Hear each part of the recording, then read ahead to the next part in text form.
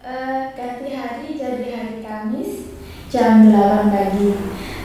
Bagi jamaah sekalian, sebelum saya menyapa Ustadz yang ada di samping saya, mungkin beberapa pemirsa sudah tidak asing dengan beliau, yaitu Haji Yusuf Nubiansyah atau yang biasa kita sapa Gus Yusuf atau Ustadz Yusuf. Selamat datang dulu. Assalamualaikum.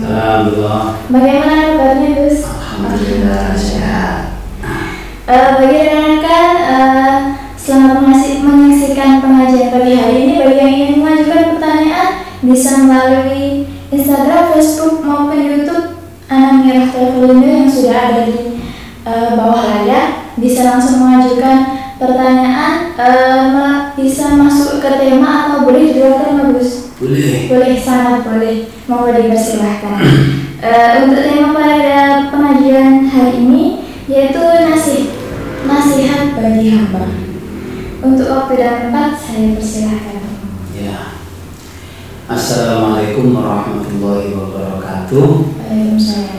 Bismillah walhamdulillah wassalatu wassalamu ala rasulillah wa ala alihi wa sahbihi wa mawalah, amma ba'du. Kepada para habaib, para ulama yang selalu kita taati, kepada Direktur PT Anamira Travel Indo yang selalu saya hormati, kepada owner PT Anamira Travel Indo Ibu Jauharah Said yang selalu saya hormati, para jamaah, calon jamaah, alumni dari haji maupun umroh dari PT Anamira yang selalu saya hormati. Pertama, marilah kita memuji syukur kepada Allah Subhanahu wa Ta'ala. Pada pagi ini kita masih diberikan kesempatan, diberikan kesehatan. Semoga kita tetap dalam lindungan Allah, dalam petunjuk Allah, dijauhkan dari penyakit yang khususnya sekarang melanda dunia ini, khususnya di Indonesia. Semoga kita berharap kepada Allah, semoga pandemi ini segera berlalu. Salawat dan salam semoga tetap tercurahkan kepada junjungan kita Nabi Muhammad SAW, karena beliau yang mengantarkan kita menuju jalan ridho Allah Subhanahu wa Ta'ala. Para pemirsa, para jamaah Anamira yang dirahmati Allah, terkait dengan pandemi ada beberapa makalah, ya, ada beberapa kalimat makalah tentang kesehatan dari Ibnu Sina, yakni ulama ahli kesehatan kedokteran mengatakan bahwa al-wahmu nisfudda wal itminan nisfudda wa sabru awwalu khatwati syifa. Saya jelaskan, al-wahmu nisfudda, orang yang memiliki ketakutan atau kekhawatiran yang berlebih itu adalah sebagian dari penyakit atau munculnya penyakit. Selalu takut, selalu resah, selalu sumpah, itu adalah sebagian daripada penyakit, dan itu adalah yang memunculkan penyakit. Yang kedua, wal itminanu nisfuddawa, dan ketenangan, ya, ketenangan hati, ketenangan pikiran itu adalah sebagian daripada obat penyakit.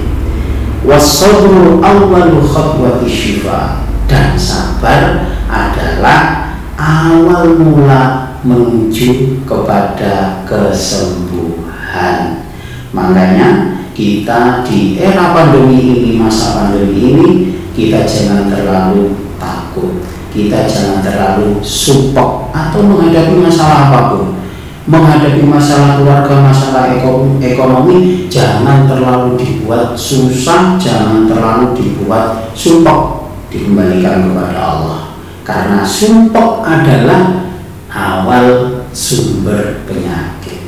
Kita harus tenang, karena tenangnya hati, pikiran adalah awal sebagian dari obat, Dan sabar adalah awal menuju kesembuhan. Para jamaah yang dirahmati Allah, jamaah PT An-Namirah Travel Indo yang dirahmati Allah, dalam kesempatan kali ini saya di pengajian virtual ini baru pertama kali saya diberikan amanah oleh Umi, ya, ibunya Jawaru selaku owner PT An-Namirah untuk mengisi di pengajian virtual pada pagi ini. Dalam kesempatan kali ini tadi sudah dibacakan oleh Mbak Osi bahwa tema pada kali ini adalah nasihat bagi hamba. Para jamaah yang dirahmati Allah, mengapa saya mengambil nasihat bagi hamba? Karena secara pribadi saya sendiri belum pantas nasihati wong. Makanya saya ini mengambil dari kitab Nasoihul Ibad yang biasanya di kalangan kita sering digunakan oleh para ulama dan para kiai untuk diberikan keterangan ini kepada para masyarakat. Nasoihul Ibad ini adalah kitab syarah dari kitabnya Ibnu Hajar Al-Asqalani, yang mana kitab Nasoihul Ibad ini dikarang oleh Syekh Nawawi yang dari Banten, dari orang Jawa sendiri. Langsung saja para jamaah yang dirahmati Allah, langsung saja pada topik pembahasan kita. Kitab Nasoihul Ibad ini semuanya adalah pengambilan atau syarah dari pengambilan dari hadis-hadis yang di situ hadis-hadis Rasulullah. Langsung saja saya bacakan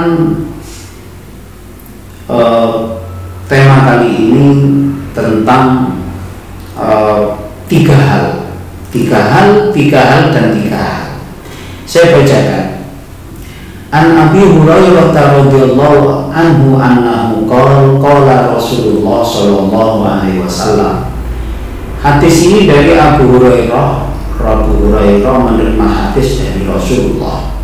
Rasulullah bersabda, "Salatun munjiyatun, salatun muhlikatun, salatun darajatun, salatun kafaratun." Ada tiga.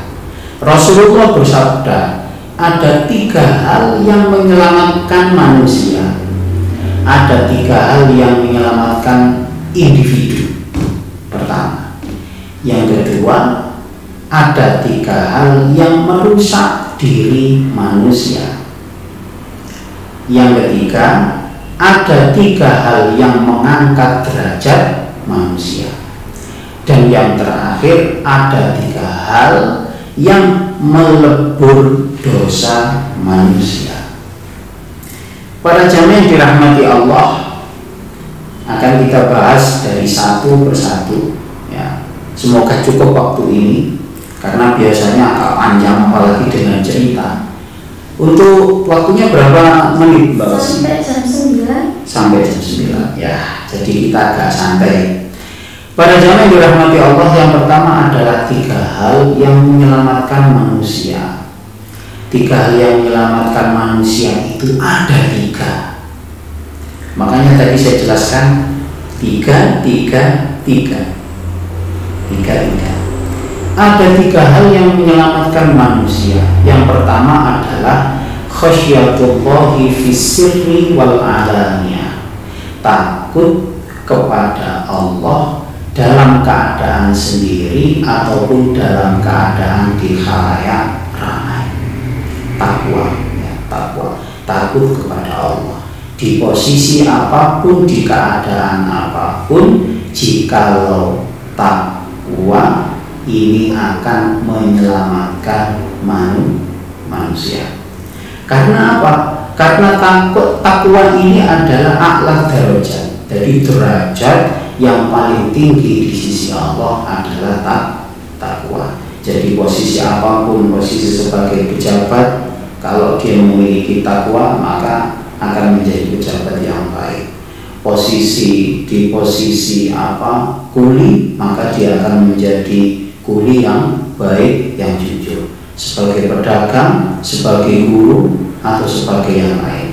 Maka pentingnya ketakwaan kepada Allah ini untuk menyelamatkan manusia. Dan yang kedua adalah, jadi kalau kita berbicara tentang takwa itu, saya kira para jamaah bisa memahami ya tentang ketakwaan itu seharusnya bagaimana menjalankan perintah Allah, menjauhi apa yang dilarang. Kemudian yang kedua adalah wal qasdu fil ghina wal faqri.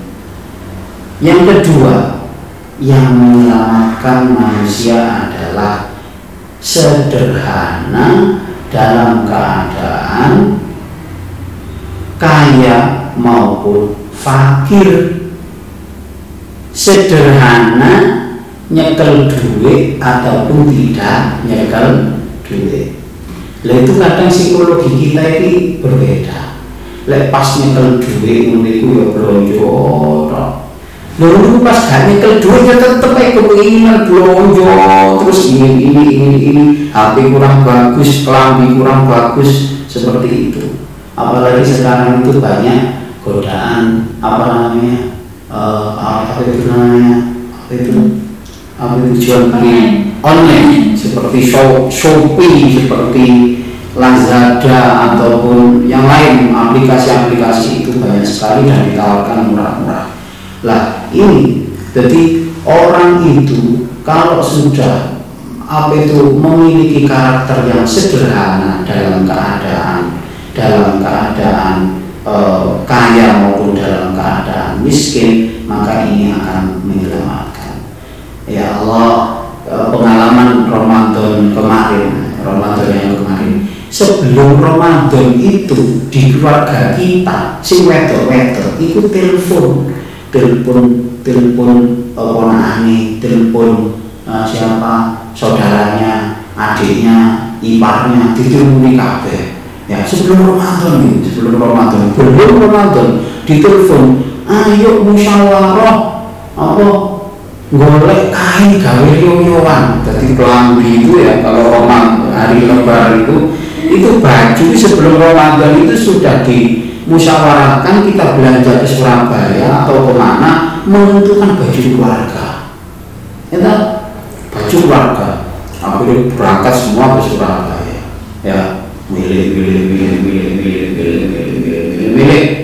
Setelah pilih akhirnya dalan dewe-dewe. Loh, di tengah Ramadan, masih Ramadan tanggal 10 Ramadan, iku wis milih kok kakong yo iku opo, seperti itu.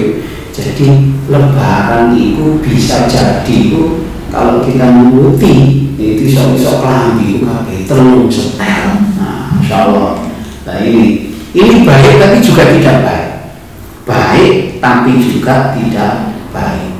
Mengikuti keinginan padahal melebihi dari kebutuhan. Jadi wis cukup ngene lho, wis cukup. Nah, cukup ku mek telu cukup iku telu. Itu penyakit, itu kalau diteruskan akan menjadi penyakit hati. Lah selalu nuruti keinginan ini menjadikan hati ini peteng atau gelap. Lah lewis hati ini gelap itu biasanya susah menerima kebenaran. Jadi nurnya Allah ini susah masuk. Jadi ingat, yang menyelamatkan manusia adalah bersikap sederhana dalam keadaan kaya maupun miskin. Jadi gak kudu kabeh wapi, yang penting adalah cukup bagus. Yang ketiga yang menyelamatkan manusia wal adlu fir ridho wal ghadab, bersikap adil dalam keadaan normal maupun dalam keadaan ghadab itu marah. Jadi bersikap adil. Nah, biasanya orang kalau memutuskan sesuatu dalam keadaan stres atau dalam keadaan ghadab atau marah itu biasanya keputusannya kurang bijaksana. Maka intinya adalah selalu berusaha, kata Rasulullah dalam keadaan kamu stres ataupun tidak stres, memutuskan sesuatu apapun harus dalam keadaan harus bersikap bijaksana. Tapi biasanya begitu ya, lepas stres, lepas keadaan banyak masalah itu memutuskan sesuatu, biasanya kurang baik seperti itu. Para jamaah al-mamirah yang dirahmati Allah, untuk yang selanjutnya 3 perkara yang merusak manusia. Salatun muhlikat. 3 perkara yang merusak manusia. Yang pertama adalah syuhun syadid. Yang pertama syuhun syadid, pelit yang sangat. Apa pelit sing sangat itu apa lagi? Meleki, apa ya? Meleket, apa ya? Jadi pokoknya mau medit. Ya, jadi 3 perkara itu. Yang pertama adalah pelit yang sangat. Bahkan orang yang kadung pelitnya itu pelit ambil awake dhewe. Pelit itu ambil awake dhewe. Ya, pelit ambil awake dhewe. Bahkan diri sendiri itu kadang sakit, itu sing enak itu boleh obat sing murah-murah itu, padahal untuk kesehatan dirinya. Ya, untuk kesehatan dirinya. Nah ini tidak baik. Ini akan merusak diri. Pelit yang sangat. Pelit dengan keluarga umpamanya, bendino ya blonjone ya sing wedok sama suaminya dikei duit sing pas akhirnya bendino blonjone iwak tempe tempe mana kamu munggah iwak pindah, akhirnya sesuai anaknya bocah lapar. Nah, ini juga tidak baik. Jadi pelit yang sangat itu merusak pada diri seseorang. Jadi pelit itu kami, pelit. Kemudian yang kedua adalah salah satu perkara yang merusak manusia, wahawa muttabaun, selalu mengikuti hawa nafsu. Sebenarnya keinginan itu boleh-boleh saja, seperti makan itu boleh. Kemudian belanja nang mall itu boleh. Tapi kalau selalu itu diikuti akan merusak diri. Contoh makan, isuk malam itu tangi turu kita buat kopi, habis kopi gorengan. Kok rasanya kok dimakan pecel, akhirnya mulai pecel. Pas di warung juga begitu. Di warung itu pecel itu kalau standarnya harga 10.000 itu dapat telur, dapat tempe, dapat peyek. Tapi karena aku kok nonton di situ ada ayam goreng, ada empal goreng, ada iki diterusno makan, akhirnya dijual kabeh. Loh, setelah makan itu pas pulang toko apa dari warung pecel itu pulang itu di pinggir itu banyak gorengan, banyak orang jual apa klepon, banyak orang jual, lalu dituruti terus ditutup kabeh. Akhirnya apa? Di rumah akhirnya di rumah itu gorengan dibuka dimakan. Iki lek gandengan ngombe gak enak, ngombe ini kok gak legi kok gak enak, akhirnya ngombe enak, gorengan enak. Itu masih mampir Indomaret boleh ciki-ciki itu, wafer itu kalau dituruti yang terjadi apa? Yang terjadi merusak kesehatan, mangannya akeh. Padahal makan itu mubah loh ya. Makan itu boleh, pokoknya sih nggak dipangan itu perkara sih diharamkan Gusti Allah. Makan itu boleh. Tapi kalau kita selalu hawa muttabaun, selalu mengikuti hawa nafsu, nuruti perkara sing mubah, justru akan merusak.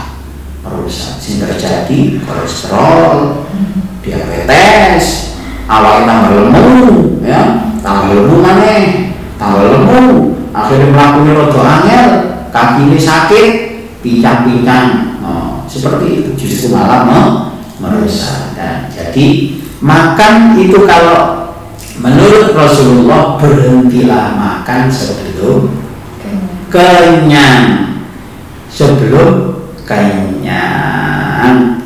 Nah, biasanya waktu itu omongan pas poso itu mangan lek gak merasa makanan minuman sampai tekok guru ini tekok leher gak menerima. Itu saya dulu ingat di pondok itu pas lagi masakan ayam itu sama teman-teman itu lek mangan itu tapi jangan dicoba ya, kalau makan itu kadang gak ada Bismillahirrahmanirrahim ono singkat apa kak mau coba bismillah entah cakek nggak bisa keren untuk barat baru mau coba bismillah itu jangan gitu. Jadi hawa mutabak itu contoh di makanan lah. Orang yang terlalu banyak makan ya, itu kalau dulu saya masih di pondok pesantren dawuh para kiai, itu orang yang santri yang banyak makan itu gak patek cerdas, gak koyo santri sing makannya itu bukan kali rendah, yang makannya itu secukupnya seadanya saja. Jadi wong sing banyak makan itu kecerdasan akalnya itu lebih rendah daripada si makannya biasa seperti itu. Itu contoh di makanan. Contoh sekarang di pakaian. Itu kalau lihat wedo-wedo ya enggak mungkin ada salah satu keluarga saya seperti itu. Itu kalau pakai baju warna namanya hijau ya, itu bawahannya juga harus hijau. Sandalnya lek iso ya orang hijau-hijau itu. Kemudian kudu hijau. Di padang kabeh sak bros-brose hijau. Niku ngoten. Terus gelang sing dipakai, akhirnya boleh gelang sing aksesoris yang menyesuaikan bajunya. Kemudian pakai boleh aksesoris atau namanya cincin yang sesuai bajunya. Bahkan HP-nya ini lek iso casing itu sesuai ambek bajunya. Itu seperti itu. Itu baju satu dari baju ini sak lemari itu akhirnya menyesuaikan apa aksesorisnya. Lah ini akan merusak. Seperti ini akan merusak. Jadi pakaian yang bagus adalah pakaian yang dihasilkan bukan dari perkara haram dan itu pantas untuk digunakan. Seperti itu. Kadang-kadang kita dengan anak itu juga berlebihan. Contoh berlebihan. Jadi kita itu mendidik anak, kadang-kadang anak ini dicarikan baju sing paling bagus, baju sing mekok-mekok kayak mungkin jenis kayak film-film anak-anak itu film-film apa itu, kayak film apa itu kadang-kadang kita mendandani anak itu bayangan dalam angan-angan kita ini biar dia menjadi anak yang paling cantik, kan seperti itu, biar menjadi anak yang paling cantik di antara yang lain.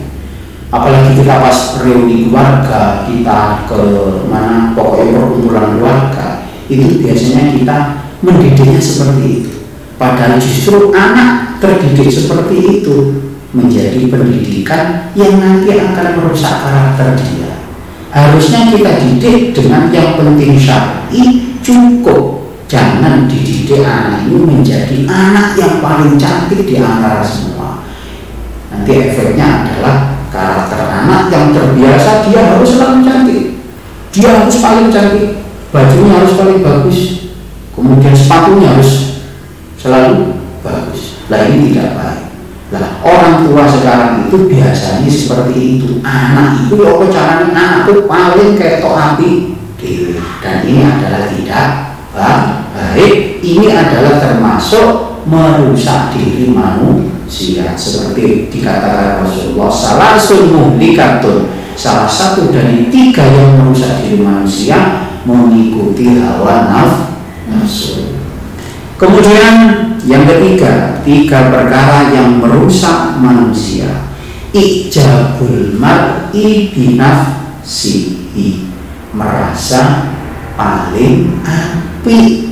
Nah, itu kan jika saya contohkan, kalau dulu dandani anak kayak itu tadi, merasa dirinya paling baik dan harus lebih baik. Anakku kudu paling ketok ayu, pelan ini kudu paling ketok api, tasnya masih kudu balik ketok api isin leka wae ulang tahun leka di ulang tahun ini isin seperti itu ya. Tidak apa-apa ulang tahun tapi dengan cara islami ya. Tidak apa-apa ulang tahun tapi kita mau kemas ulang tahun ini sebagai pendidikan anak. Jadi ulang tahun kono sholawatan kono doa ngundang anak-anak yatim dikei makan seperti itu. Jangan momen ulang tahun ini dijadikan apa? Dijadikan momen gengsi ya, momen gengsi. Ini sangat tidak baik. Ini merusak orang yang melakukan, merusak kalau itu dilakukan pada anak, merusak pada anak juga.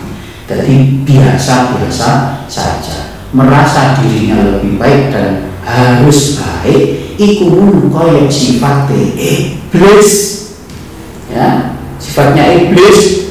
Waktu pertama kali Allah menciptakan Nabi Adam, malaikat disuruh sujud kepada Nabi Adam.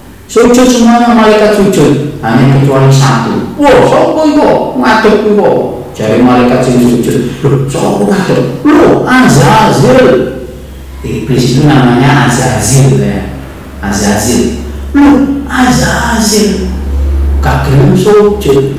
Akhirnya ditanya sama Allah, kenapa kamu gak mau sujud sama Adam sedangkan itu adalah perintahku untuk sujud kepada Adam, makhlukku yang baru. Kata iblis, apa? Kata iblis, kata Azazil, khalaqtu min nar wa khalaqtahu ini min tin. Khalaqtu min nar wa khalaqtahu min tin. Aku ya Allah, aku kau ciptakan dari api, Adam kau ciptakan dari tanah, maka lebih mulia aku.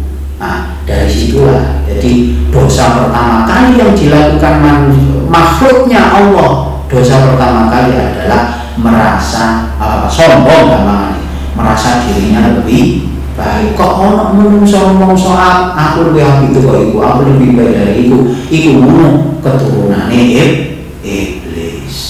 Lah iblis itu kalau dalam beberapa tafsir yang saya baca, namanya Azazil kok diceluk iblis ya. Iblis itu maknanya adalah keluar dari batas aturan. Lek wong Jawa ngarani kebablas gitu lho. Makane ana wong sing arek kebablasan dadi keluar dari perintah Allah, aturan Allah. Ada pertanyaan? Kira-kira ada yang masuk? Masih ada 2 lagi, 3 perkanan. Apa namanya? Bisa dilanjut ya? Ya, sambil nunggu pertanyaan. Para jamaah An-Namirah yang dirahmati Allah, makanya janganlah kita merasa diri kita lebih baik. Semua makhluk itu sama. Semua makhluk itu sama di hadapan Allah. Yang membedakan adalah ketakwaan kepada Allah Subhanahu wa ta'ala.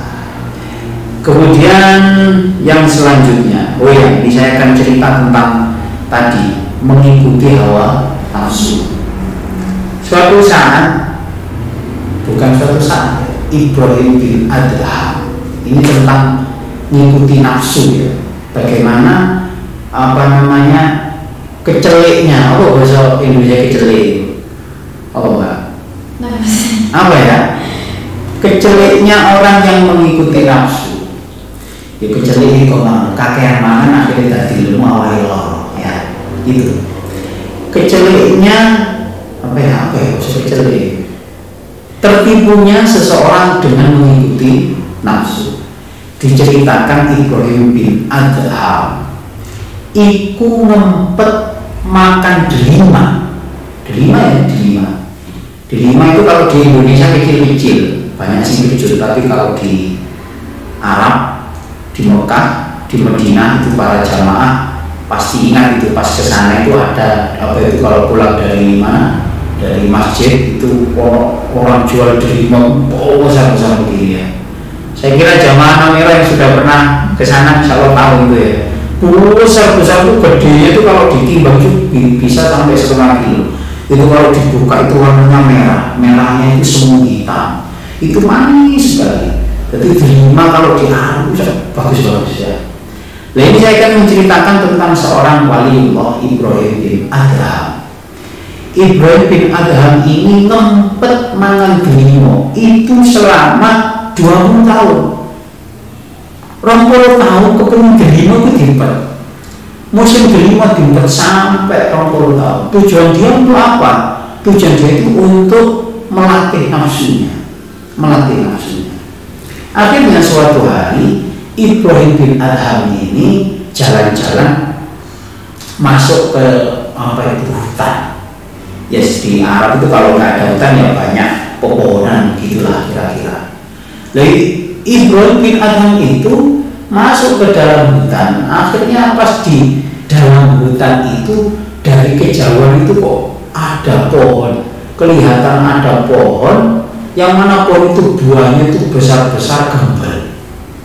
Didekati oleh Ibrahim bin Adham. Ternyata pas didekati, ya Allah, kata Ibrahim bin Adham, subhanallah, delima iki kok iso gembel seperti ini, gak ono sing duwe wong ning hutan. Ya Allah, padahal Ibrahim bin Adham, padahal aku ini ngempet melatih nafsuku gak mangan delima sudah 20 tahun. Tapi ya Allah, aku loh ngiler sampai seperti itu. Akhirnya Ibrahim bin Adham ini gak kuat.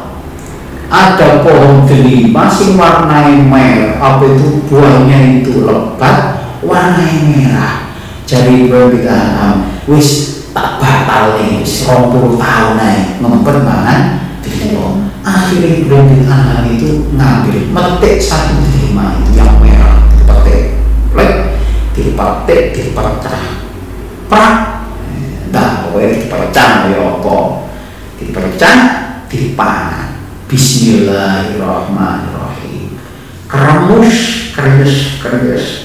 Pas ngeremusnya ini, kemudian pas dikunyah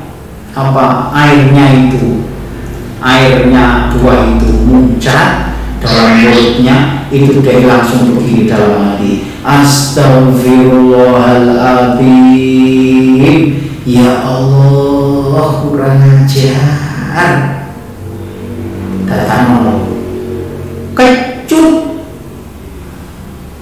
Makanya Ibrahim bin Adham kok jawab kali, ya Allah, aku ngempet 20 tahun delima gak mangan delima, sekali mangan nuruti gara-gara nafsu kepingin mangan delima iki datang kecut. Gawat niku gawat. Ibrahim bin Adham bawa diri ini dalam hati meso, ngomong Jawa pun meso dalam hati. Nah, inilah jadi mengikuti hawa nafsu itu merusak itu diri manusia. Pada zaman yang dirahmati Allah, kita lanjutkan untuk 3 hal lagi. 3 hal yang menyelamatkan sudah, 3 hal yang merusak sudah, 3 hal yang mengangkat derajat. Apa saja Pak Ustadz 3 hal yang mengangkat derajat? Ifsya'us salam, nopo memasyhurkan salam. Salam itu ya assalamualaikum. Ketemu wong, assalamualaikum. Ketemu saudara, assalamualaikum. Itu kalau di Jawa, di Indonesia itu roto angel ini, roto angel. Tapi dari ajaran Rasulullah ini jangan kita mengambil hanya salamnya saja. Kita di Indonesia itu tidak salam, tapi ngucapno Pak D, nyelo, monggo, nun sewu. Nah, ini Rasulullah ifsya'us salam itu jangan diartikan hanya dalam bentuk kalimat assalamualaikumnya. Tapi Rasulullah ini mengajarkan kita untuk apa? untuk menyambung silaturahim antar masyarakat, baik masyarakat muslim maupun non muslim. Ifsa salam, jadi menyumbangkan. Ifsa itu kalau bahasa kita di pondok itu sumerambah itu yo bukan sumerambah itu yo roto, meratakan salam. Nah, jadi jangan diambil salamnya, tapi Rasulullah mengajari kita untuk selalu menyapa. Jadi ifsa salam itu yang diajarkan Rasulullah adalah sering menyapa, karena dengan sapaan ini menjadikan hubungan kita dengan masyarakat, hubungan kita dengan orang lain ini lebih erat, bahkan terhadap tetangga kita yang non muslim. Layak non muslim, apa ngaco assalamualaikum? Kan tidak, assalamualaikum, atau tidak mengucapkan salam. Yang assalamualaikum hanya pada orang yang muslim. Jadi maksud Rasulullah yang mengangkat derajat salah satunya adalah ifsa salam, adalah sering nyopo disopo. Bahkan kita di daerah lain, karena kita perjalanan jauh di daerah lain yang di situ kita lewat, kumpulan masyarakat di situ, kita nyopot, nuwun sewu Pak, nuwun sewu. Loh, itu orang itu hormatnya kepada kita itu berbeda daripada kita naik mobil bablas saja, ya kan? Beda, lebih. Bahkan kalau kita menyapa nuwun sewu ya kepada orang yang bahkan kita tidak kenal pun, maka dalam hati orang yang disapa tadi itu ono merasa dihormati, akhirnya dia tidak ada unek-unek untuk berbuat jahat gara-gara disapa itu. Jadi ingat, sering menyapa itu sangat bagus. Lagi Jawa gak nyopo, wah dirasani wong akeh, ketemu aku gak nyopo, jadi diderahi. Seperti itu. Jadi inilah bagusnya jalan Rasulullah, ifsa salam, itu sering nyopo sopo ae. Ini bagus. Kemudian yang mengangkat derajat manusia, ita'amut ta'am, memberi makanan. Ngekei wong mangan, iku ngangkat derajat manusia. Isok ngekei wong mangan. Bahkan di sini tidak harus manusia, termasuk hewan. Sampai-sampai kalau para ulama itu ada yang para ulama kiai-kiai terdahulu itu dengan melakukan dawuhnya Rasulullah kita ta'am, itu bukan hanya manusia yang dikasih makan. Kalau pagi itu biasanya celuk-celuk kucing ning kampung. Jadi menyediakan makanan dibuat harga. Kadang ada yang sampai melakukannya itu dengan cara kiai terdahulu, bahkan sekarang insya Allah masih ada. Jadi ngambil gula 1 sendok ditaruh di sudut mana. Ini saudara untuk sopo, untuk semua. Kita lah, orang yang memberikan makanan kepada orang lain, ya itu saya teringat khutbahnya Syekh Abdul Qadir Jailani, Sultanul Aulia, ya, raja dari para wali. Khutbah terpendeknya Syekh Abdul Qadir Al-Jailani, luqmatun fi batni ja'iin khairun min bina'i alfi jami'in. Khutbahnya Syekh Abdul Qadir Jailani, satu suapan yang masuk pada perutnya orang yang lapar, 10 tok, itu lebih baik daripada bina'i alfi jami'in. Itu lebih baik daripada bangun 1000 masjid. Lah kok iso kok terus mana? Kemudian satu suapan masuk pada perutnya orang yang lapar, itu lebih baik mimman kasal Ka'bah wa albasaha al-buraqa'a. Itu lebih baik daripada orang yang membuatkan kiswah Ka'bah. Ayam, saya di Ka'bah itu kalau kiswah itu berapa harganya kiswah? Dan dari royoan, ganti dari royoan. Kemudian orang satu suapan yang masuk dalam perutnya orang yang lapar itu lebih baik dari qomanillahi raqib. Ya, lebih baik daripada wong sing sholat akhir sholat. Kemudian satu suapan yang masuk dalam perutnya orang yang lapar itu lebih baik daripada mimman jahadalil kufri bisayfin muhannid qadiyah. Itu lebih baik daripada orang yang berjihad melawan orang kafir sedangkan pedang wong kafir itu sudah di leher. Jadi maksudnya katanya mati. Ini jenenge wong sing ngekei mana wong sing kelaparan. Kemudian satu suapan yang masuk dalam perutnya orang yang lapar itu lebih baik daripada man shomat dahra wal hurru waqi'un. Itu lebih baik daripada orang yang berpuasa sepanjang tahun sedangkan tidak ada kewajiban untuk puasa. Bisa lo gak wajib no, tapi itu baru dino itu poso. Nah, mengapa seperti itu?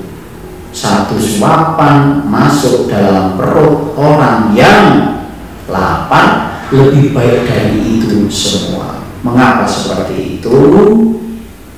Khutbah Syekh Abdul Qadir Jailani, wa idza nazalat taqiqu fi batni ja'i. Jikalau nasi masuk, dake itu kalau orang cara tepung ya. Jikalau tepung ataupun nasi masuk pada perutnya orang yang lapar, lahu nurun, itu seperti halnya nur, seperti halnya cahaya. Kanuri syamsi satir, seperti halnya bersinarnya matahari di pagi hari. Loh, kena apa kok ngono? Mergo wong niku lek lesu, ya lesu, mari dikei makan ini masuk dalam perut, ada gizinya, akhirnya diserap oleh tubuh, akhirnya tubuh ini menjadi kuat, menjadi sehat, akhirnya iso ibadah. Lho iku lho. Dadi tujuan mangan iku cek kuat nglampahi ibadah. Begitu, kuat melampaui ibadah, melaksanakan perintah Allah, iso jauhi larangan Allah. Itu seperti itu. Makanya betapa besarnya yang derajat orang yang bisa memberikan makan kepada orang lain. Yang ketiga yang mengangkat derajat manusia, as-sholatu bil-laili wan nasu niyamun. Sholat malam hari sedangkan orang lain podo tidur. Sholat tahajud. Ya Allah, sholat tahajud iki abot-abot sholat. Abot-abot sholat. Padahal diumpamakan saya dulu pernah ngaji sama yai saya, itu dijelaskan orang Imam Syafi'i menjelaskan orang yang sholat tahajud di pertiga malam ya, pertiga akhir malam itu seperti orang yang memanah dan panah itu tidak meleset dari dari objeknya. Jadi Gusti Allah itu bahkan tentang masalah tahajud di pertiga malam itu Allah itu turun ke bumi, bukan Allahnya loh ya, jangan salah.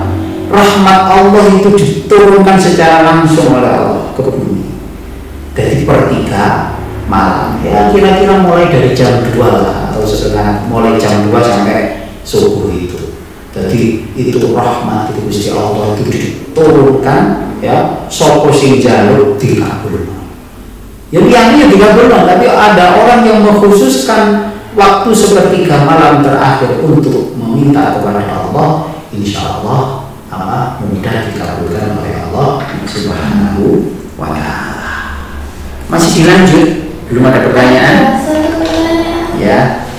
Dari Ibu Fitri Andika, apa yang dinamakan orang kaya yang sebenarnya dalam Islam? Monggo. Oh, ada pertanyaan. Orang kaya dalam yang sebenarnya dalam Islam. Kalau saya mendefinisikan itu, mendefinisikan itu sangat banyak sekali. Tapi saya teringat, ya, saya itu teringat jawab apa itu keterangan dari kiai saya, ya, salah satu kiai saya di Pondok Pesantren Jombang, bahwa orang yang kaya, ya, orang yang kaya, yang sukses, ya. Nah, waktu itu kiai saya cerita begini, orang sekarang itu kalau bilang sukses itu patokannya adalah harta, padahal bukan itu. Terus saya teringat dawuhnya kiai saya bahwa orang sing sukses itu adalah orang yang begini, orang yang sukses adalah orang yang bisa mendekatkan diri kepada Allah dengan ketaatannya atas perintah dan larangannya. Lalu itu gak kabeh wong kaya itu kan kaya, gak kabeh wong miskin itu miskin. Jadi hakikat orang sing kaya adalah yaitu menjadikan diri ini semakin dekat kepada Allah dengan ketaatannya atas perintah dan larangan. Nah, itu kesimpulan saya dari apa yang saya dapat dari guru-guru saya, seperti itu. Jadi buat apa itu kekayaan yang malah tidak mendekatkan diri kepada Allah? Buat apa jabatan yang malah tidak mendekatkan diri kepada Allah? Justru yang lebih baik adalah dengan kekayaan itu, ya, dengan kekayaan itu bisa mendekatkan diri kepada Allah. Ada yang anak orang itu sukses dalam pendidikannya, dalam pendidikan bisa S1, S2, S3. Tapi kalau ilmunya itu tidak malah menjadikan dia mendekatkan diri kepada Allah, dan itu termasuk bukan orang yang sukses. Lah umumnya yaitu tadi orang itu kalau bilang sukses itu paroane bondo seperti itu. Ada lagi Mbak Isi? Sudah ya? Sudah. Ini sudah jam 8.54, masih ada 10 menit. Berapa menit? 15 menit ya. 54 itu berapa menit? 7, 8, 6. Kurang 6 menit. Diteruskan ya? Diteruskan.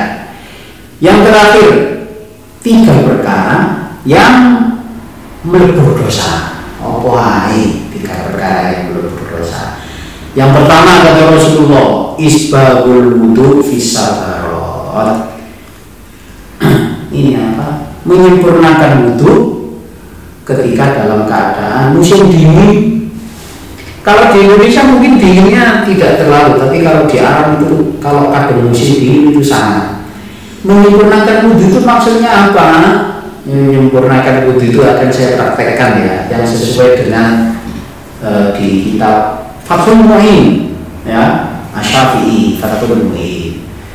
Wudu, menyempurnakan wudu. Saya akan mempraktekkan wudu. Sering saya praktekkan kepada calon jamaah yang akan berangkat umroh. Ya, isbagul wudu, menyempurnakan wudu fisabarat dalam keadaan musim dingin loh ini. Tapi di Indonesia bisa kita bisa melakukannya. Wudhu itu pertama cuci tangan sambil baca bismillah. Kemudian berkumur 3 kali, harus 3.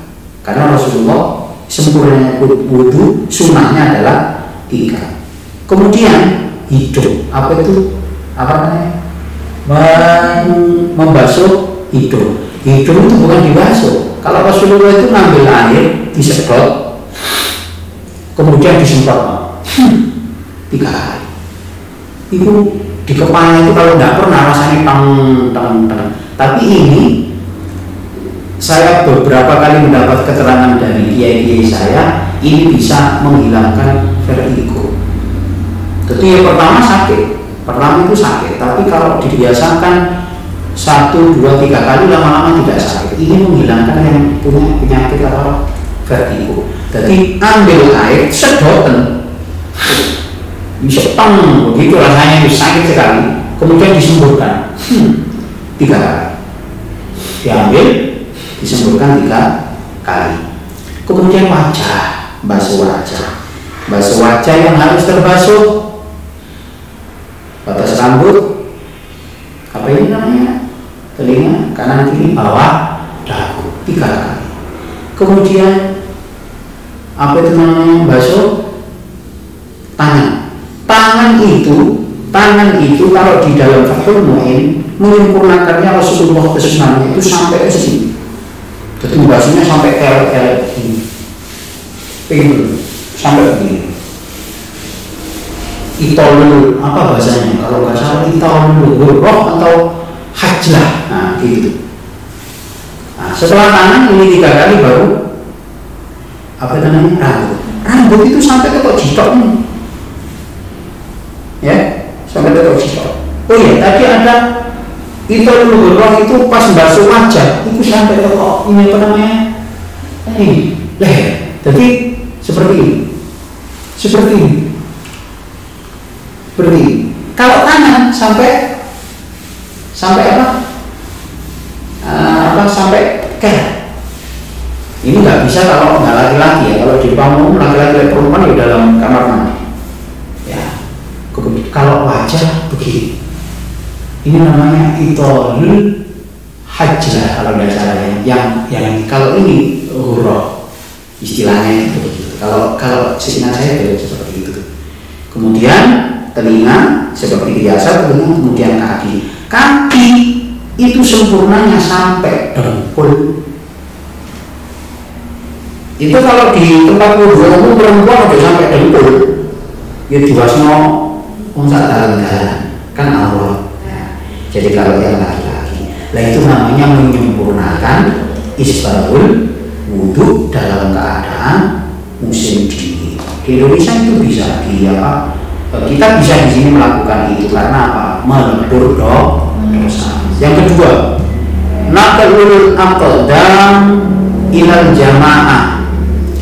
Jadi berangkat jamaah ke masjid itu juga melebur dosa. Melakukan budal untuk ingin jamaah langgar itu melebur dosa. Kado, tapi apa itu amal itu melebur dosa.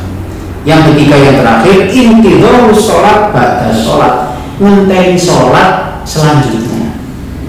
Itu melebur dosa.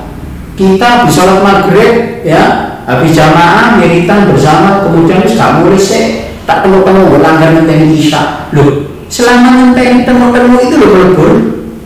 Ngenteni isya itu melebur dosa. Apa maknanya mari subuh ngenteni dhuwur, mari subuh gak boleh ngenteni dhuwur. Oh, dosanya tambah pakai.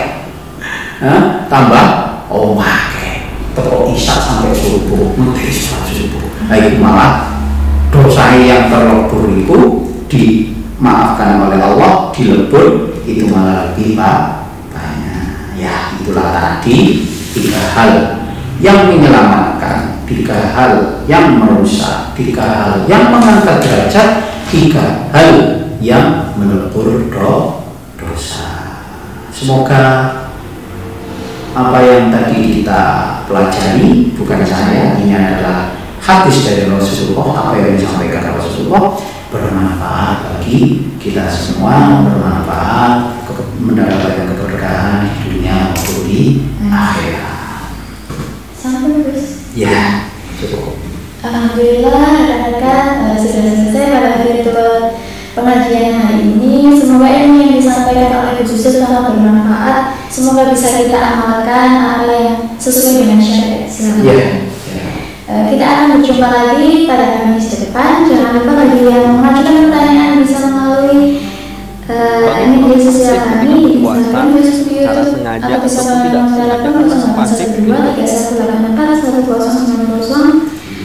0812-3184-12090. Terima kasih rekan-rekan. Semoga kita dapat berjumpa lagi minggu depan. Moga kalau ada tambahan doa atau doa ya. Doa para aulia, para ulama soleh itu mintanya itu ada 4 yang sering diminta, dan itu ini untuk semua. Yang pertama ditetapkan sabit iman, ditetapkan iman. Nawir qulubana, dilapangkan, diberikan cahaya hati kita. Barik lana fima a'taina, diberkahi apa yang sudah diberikan kepada Allah kepada kita, itu berkah. Wasallimna fid dunya wal akhirah, diselamatkan dari diselamatkan dunia dan akhirat. Itu doa yang para aulia, para salafus saleh itu mengamalkan. Bismillahirrahmanirrahim. Allahumma shalli ala sayyidina Muhammad wa ala ali sayyidina Muhammad walhamdulillahirabbil alamin. Allahumma tsabbit imanana wa nawwir qulubana wa barik lana fima a'taitana wa sallimna fid dunya wal akhirah. Rabbana atina fid dunya hasanah wa fil akhirati hasanah wa qina adzabannar. Walhamdulillahirabbil alamin. Al-Fatihah.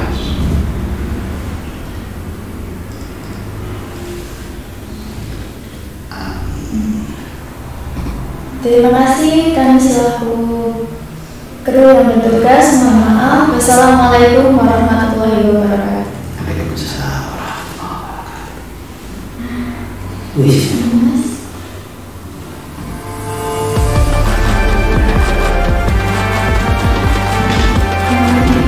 wabarakatuh.